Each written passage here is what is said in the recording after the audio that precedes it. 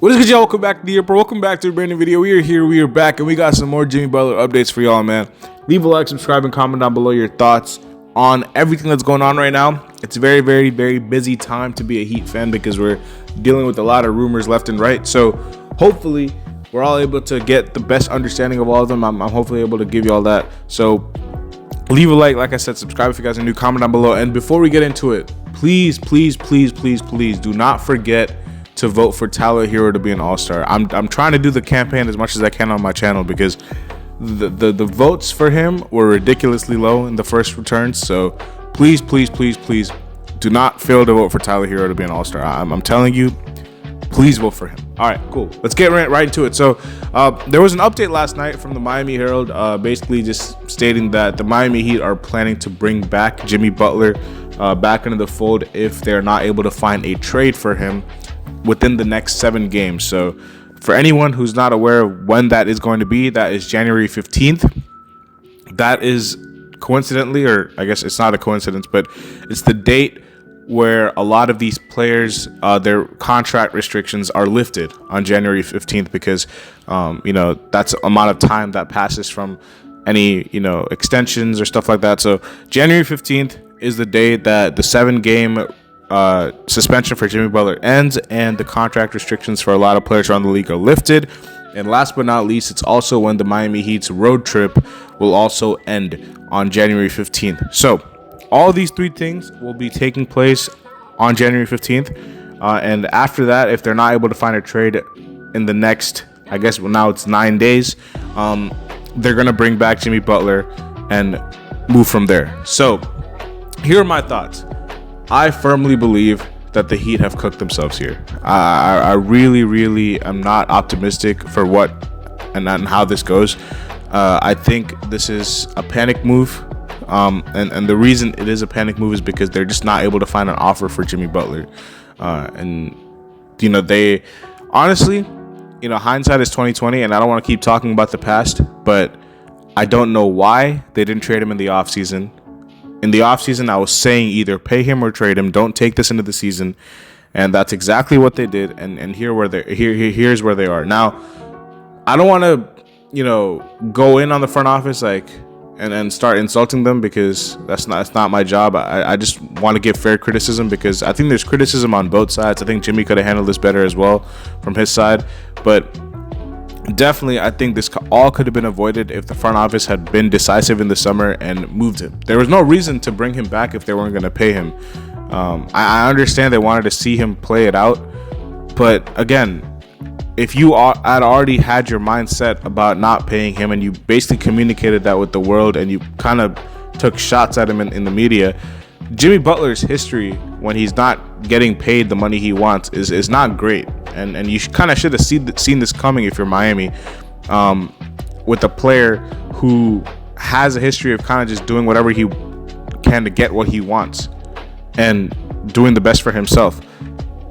And no matter what that causes, if he's able to get his bag or if he wants out and whatever he wants, he will do whatever he wants to get it. We've seen this in Minnesota with him, and we've seen this in Chicago with him. So it's not surprising with me that this is the path that he chose to go to the media and say all the comments. And I don't side with him on that. I do side with him as a player over the front office for the reason that, listen, y'all didn't pay me and y'all are not going to trade me. So I have to make this, escalate this. So he's doing the best for him. The Miami Heat should have seen this coming. They should have traded him in the offseason. There was no reason to bring him back, especially if you're not going to pay him. So it would have been the best to hit a reset for all sides. There was no reason to even bring him back because not only about the contract and about any fallout happening, which has happened, but it's also because there was just no reason to bring him back if the roster was not going to improve. We're not a contender. Even with him, we're not going to be a contender. So what is the point of running it back to be a first round exit?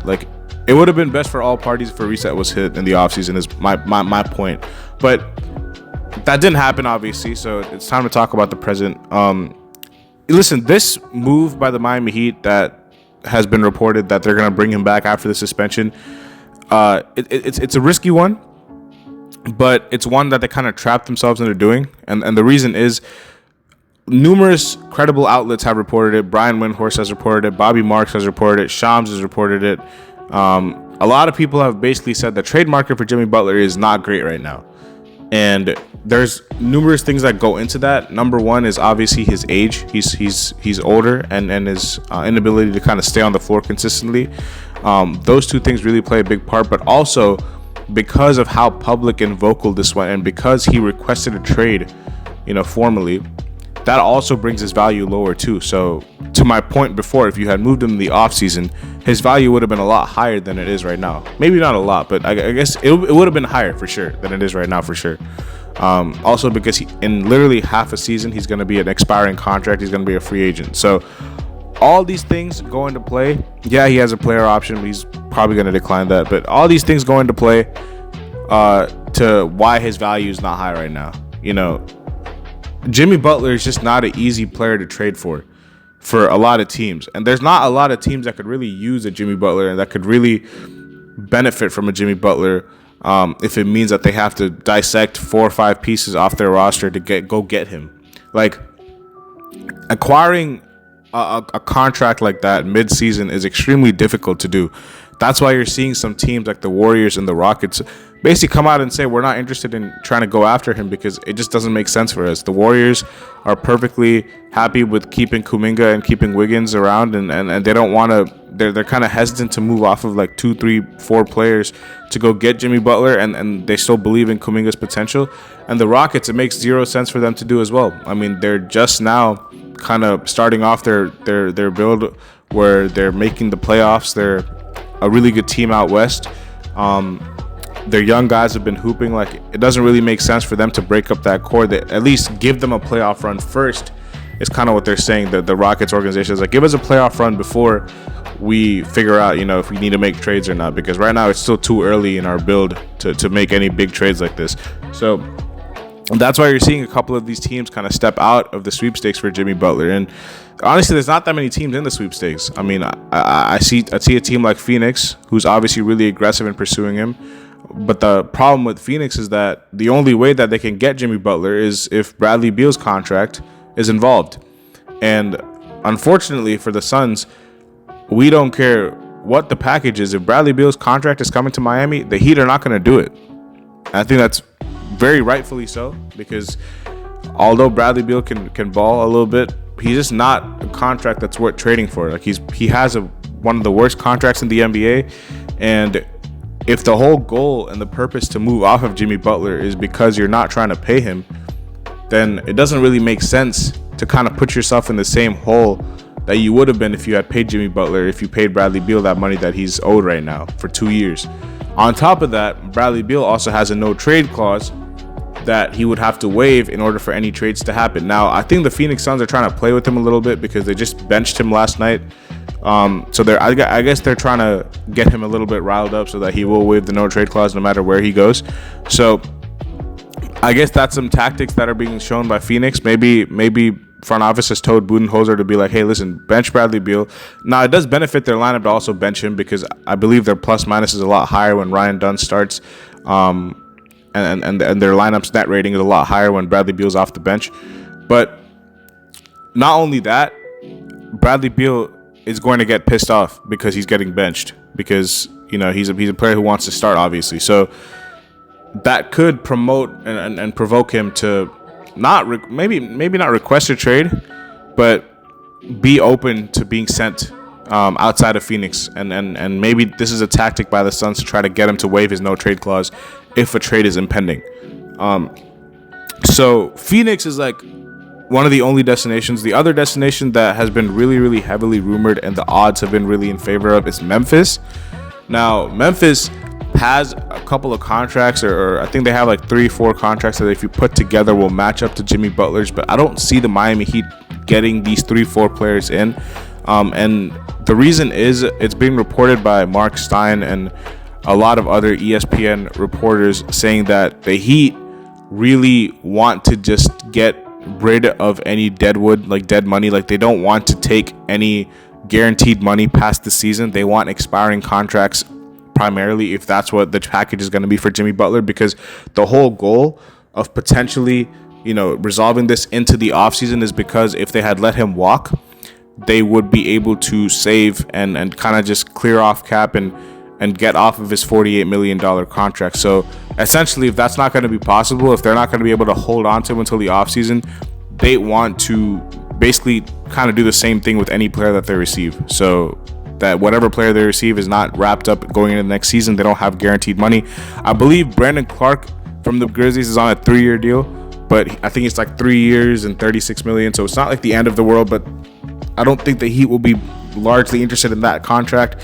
I think one of Marcus Smart or Luke Kennard is on a 2-year deal, and one of them is expiring. I'm not sure exactly who it is, but I know all 3 of them will be in the package for sure.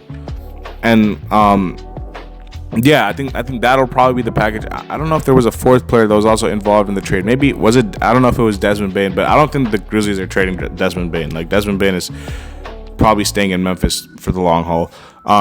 But yeah, apart from Phoenix and Memphis, I don't really see any other teams that are really interested in Jimmy Butler, and that could enter the sweepstakes for him. It doesn't really make sense for a lot of teams to kind of break up their roster. Like, Dallas was a team that was rumored, but Dallas would have to move off of Clay, PJ Washington, Daniel Gafford. Like, they would have to trade like a lot of their roster, a lot of their not roster, but a lot of their like rotation to go get Jimmy Butler. And it's like, it's not worth it at that point, especially because whatever team is going to be trading for Jimmy, it's going to have to extend him after this season. So that just makes it a very, like, all those reasons that I named is it makes it a really, really difficult thing to do, to trade Jimmy Butler midseason. So the return for him is not high right now. Like, and it's probably not going to be high anytime soon, which is why that they have put out the statement saying, listen, if in the chance that we're not able to trade him because this looks a lot harder than we thought it was going to be, we're probably just going to bring him back and he's going to be with the team because, it's not looking too good with the trade offers right now. So that's why I'm saying they've kind of cooked themselves, because they've put themselves in a position where they're mid-season and he's requested a trade. It's become, it's caused a lot of fallout and drama from this. The relationship between him and the front office is completely strained. And because of that, that has lowered his value completely. And and not many teams are really in the position to go out and get a Jimmy Butler right now. If they had done this in the offseason before teams had kind of solidified their rosters and before, the whole fallout and all that had happened, and when the relationship was still solid with Jimmy Butler, maybe his value would have been higher. So yeah, that just comes back to the point that they kind of did this to themselves and got themselves in this position.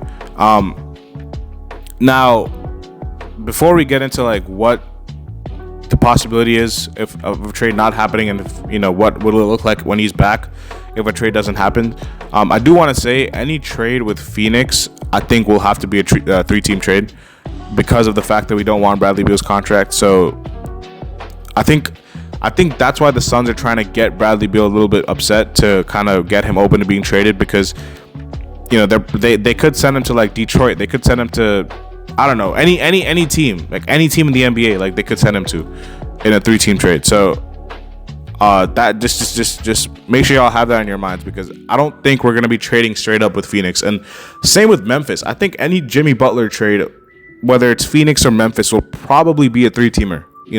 I think it'll definitely, to me, there's like a 90% chance it's a 3-teamer. I don't think it's gonna be like a 1-for-1 Jimmy Butler like with another team trade. Like, no, I don't think so, because like I said, there seems to be only 2 teams interested, and that's Phoenix and Memphis. And I don't think Miami is interested in either one of those packages. Memphis is obviously better, but I don't think Miami's interested in Memphis' package either. So I'm looking at a potential 3-team trade that'll have to happen if Jimmy Butler is moved, or maybe even a 4-team trade if Jimmy Butler is moved. And that's how complicated it'll get, because, that's just what it is. I don't think it'll be another team in Miami. I think it'll be 2 to 4 teams or 3 to 4 teams involved, and that'll be, what it takes to go trade for a guy like Jimmy Butler for another team. Now, a player that I want the Heat to kind of get involved in is Brandon Ingram, and the reason is Brandon Ingram is kind of in the same position as Jimmy, where he is expiring after the season, and he also wants an extension. Now, the Heat could kind of trade for Brandon Ingram on a prove-it deal, which means if he plays well, for the next half of the season, they could extend him. And the reason that you feel more comfortable extending Brandon Ingram than you would Jimmy Butler Not because he's a better player, because he's not by a long shot. But Brandon Ingram's a lot younger. Jimmy Butler is 35, and Brandon Ingram is still in his 20s. So it's it's a lot better if you're Miami to extend a player who's in his 20s than to extend a 35-year-old. And not only that, Brandon Ingram can hoop. I mean, he hasn't stayed on the floor that much this season, but he can ball. We would have to get rid of taking those mid-range jumpers too much, because Spo doesn't like that in the system. But I feel like he's a guy that I would be interested in. Now, the only problem with Brandon Ingram is that, just like a lot of these other teams, it would have to be a 3-team trade, because the Pelicans have no interest in Jimmy Butler. They're currently bottom of the Western Conference. It doesn't really make sense for Jimmy Butler or for the Pelicans to have him being sent there. They wouldn't extend him. So, yeah, I don't see why the Pelicans would do this trade. It would have to be a third team getting involved and sending some pieces to New Orleans, and then we would send Jimmy Butler to the third team. So whether that's Memphis sending pieces to New Orleans or Phoenix sending Bradley Beal to New Orleans, something like that would have to happen. And then last but not least, about all the trade stuff, DeAaron Fox, I don't think that's going to happen. I think the Kings have been rolling recently since they have fired Mike Brown. So to me, it was kind of already clear that DeAaron Fox would be very difficult to trade for, especially if Mike Brown was fired. It was kind of like an indication from my perspective that they would either pick the player or pick the coach, and they picked the player. They picked Fox. I think that was kind of what they were doing. They fired Mike Brown because they were putting all the eggs into the DeAaron Fox basket, and they've been winning recently, and I think they came out and basically said they're not trying to shop DeAaron Fox anytime soon. So unless he requests a trade, which is possible, but unless he does that, I wouldn't get my hopes up on DeAaron Fox if I'm a Heat fan. But yeah, that's why it's so tough to trade Jimmy Butler, because even a guy like Fox, who could have been available, a few weeks ago, is probably not available now. So that's just where we're at with all the trade stuff. Now, lastly, before we close out the video, I do want to talk about the risk of bringing him back after these 7 games. If he's not traded by these 7 games, I am not excited to see what's going to happen and how. I'm not excited to see how this is all handled when he's back, because I don't want there to be any more mess. I don't want there to be any more fallout. I think it's caused enough drama already. One, I guess, psychological aspect that not a lot of people are talking about is how this will affect the guys in the locker room. I feel like you've already seen that with how badly they lost to Utah. I don't want to say that was the reason that they lost to Utah, because they were dealing with this, but it does play a part in people's minds. When you have a guy who's been your teammate, and not only your teammate, he's been the best player and the face of your franchise for 5 seasons, and he's kind of carried you guys in playoff runs left and right, and he is kind of beefing with the front office, and they're having their relationship is completely strained. They're going head to head with each other. It's just not good to see if you're his teammate. And there were quotes coming out from the players. A lot of them were kind of like political answers, like we can't worry about that, we just got to focus on our team right now. But we saw Niko Jovic say that we stand with Jimmy. So listen, I know the players are not happy to to see the position that this is all taking place in. I know it's all affecting them. It has to be, because this is not normal what's happening right now. It's a very abnormal situation that's happening, and it could have been prevented. That's the worst part. That's why I started off the video saying that the front office did this to themselves, because this all could have been prevented. But you don't want Jimmy Butler to come back after 7 games and cause even more drama.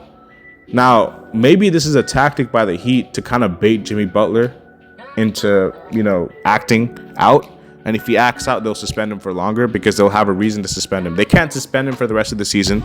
They can't just part ways with him and send him home without a reason for doing so. And it can't be a mutual thing, because I don't think Jimmy Butler will agree to that anyway, because he obviously wants to get his trade value up as well. He wants to be playing basketball. Now, I will say, like I said, this might be a tactic by Miami saying, listen, Jimmy, if we don't trade you by 7 games, we're going to bring you back. And if we bring you back, and if you start acting out, and if you start taking stuff to the media, and if you start, creating chaos, then we're going to have to suspend you again. And I think that's what it's going to be, because I think that's what it's going to be like. Now, I guess that could work. The only thing I'm not excited for is, the locker room, like how this will affect the players, because I know it's going to affect them. I know it's going to affect them, and it might affect any player who wants to be here in the future, because this has been an absolute roller coaster of a saga right now. And like I said, it all could have been prevented. We could have been sitting here talking about our new team right now and talking about how Khalil Ware has been hooping over the past 4 games. We could have been talking about Tyler Hero's All-Star campaign more. We could have even been talking about how Bam Adebayo has been struggling this season, but we're not. We're talking about Jimmy Butler and his trade stuff, because it has been unresolved for so many months now. So that's the most frustrating part out of all of this. Listen, y'all let me know down in the comment section. I know this was a bit of a lengthy video, but y'all let me know down in the comment section below if y'all have, if y'all are on Jimmy Butler's side, Pat Riley's side. What do y'all think the trade package should be? What team do you think he's going to go to if he's traded? All that stuff, man. I hope I was able to kind of inform you guys a little bit about kind of what everything is happening, because I know it's a lot. But leave a like, subscribe, and comment down below, man. I'll see you later as always. Peace.